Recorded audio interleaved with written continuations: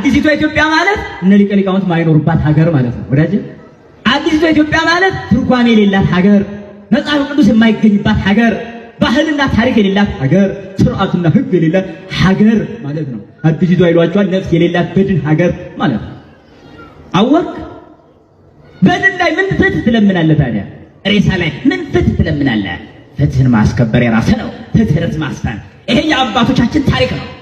አባቶቻችን ቀድሞ ከሶስት ነገሮች አይወጡም በጭራሽ። ሶስት ነገሮች ምንና ምን? አንደኛ ፍቅረ እግዚአብሔር ነው። ፍቅረ እግዚአብሔር ሰማይ ምድሩን የፈጠረ ቅድመ ዓለም የነበረ እግዚአብሔርን መውደድ ነው። በፍጹም ልብ በፍጹም ሐሳብ ከሱ ላይ ወጡ ቃል ገብቶ የወጡ ናቸው አባቶቻችን።